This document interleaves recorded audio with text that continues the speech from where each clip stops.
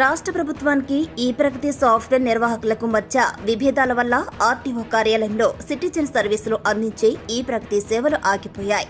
ఈ సేవలు బుధవారం ఆగిపోవడంతో ఆర్టీఓ కార్యాలయాల చుట్టూ వినియోగదారులు కాళ్లరిగేలా తిరుగుతున్నారు. వాహనాల ఫిట్నెస్ సేవల నుంచి రిజిస్ట్రేషన్లు, లైసెన్సులు ఇటువంటి ఎన్నో సేవలన్నీ కూడా నిలిచిపోయాయి. ఇంతలో బుధవారం సాయంత్రం వెబ్సైట్ ఆగిపోయింది. గురువారం కూడా అదే పరిస్థితి. రవాణా శాఖ అధికారులను సంప్రదిస్తే సాంకేతిక సమస్య వచ్చిందని 4-5 రోజులు పడుతుందని చెబుతున్నారట. కానీ అసలు విషయం అది కాదు. రవాణా శాఖ డేటా అంతా ఓటీఎస్ఐ అనే సంస్థకు చెందిన క్లౌడ్ లో స్టోర్ అవుతుంది. అందుకు ఓటీఎస్ఐకి రవాణా శాఖ ఏటా నిర్దేశిత మొత్తం చెల్లించాలి.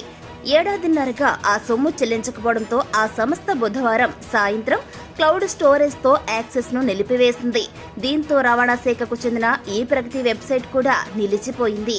ఈ వెబ్సైట్ నిర్వహణ కూడా అదే సంస్థ చూస్తోంది. రెండింటికి కలిపి ఏడాదిన్నరగా దాదాపు 18 కోట్ల రూపాయల వరకు బకాయిలు చెల్లించాలి. వాటిపై రాష్ట్ర ప్రభుత్వం నుంచి స్పందన లేకపోవడంతో సదరు సంస్థ తమ సేవలను అర్ధాంతరంగా ఆపివేసింది. ఇక దీంతో కొత్త వాహనాల రిజిస్ట్రేషన్, డ్రైవింగ్ లైసెన్సులు, ఎల్ఎల్ఆర్ జారీ మినహా మిగిలిన అన్ని సేవలు బంద్ అయ్యాయి.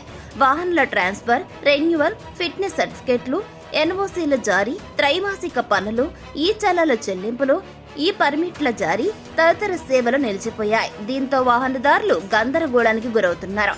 వైసీపీ ప్రభుత్వం నిర్లక్ష్యంగా ముందు చూపు లేకుండా వ్యవహరించడంతో ఈ ప్రాబ్లం వచ్చింది. అయితే రవాణా శాఖ పరిధిలో వాహనాల సమాచారాన్ని 2016 నుండి క్లౌడ్ స్టోర్ చేస్తున్నారు. దానికి ఓటీఎస్ఐ సంస్థ సర్వీస్ ప్రొవైడర్ గా ఉంది. ఓ వాహనం ఎంతమంది చేతులు మారింది, దానికి ఎప్పుడెప్పుడు పన్నులు చెల్లించారు, జారీ అయిన పర్మిట్లు, ఫిట్నెస్ సర్టిఫికేట్లు తదితరాలన్నీ కూడా స్టోర్ చేస్తారు.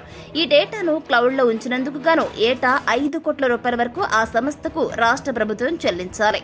దీంతో పాటుగా రవాణా శాఖ చాలా కాలంగా ఈ ప్రగతి వెబ్సైట్ ద్వారా ఆన్లైన్ సేవలను అందిస్తోంది.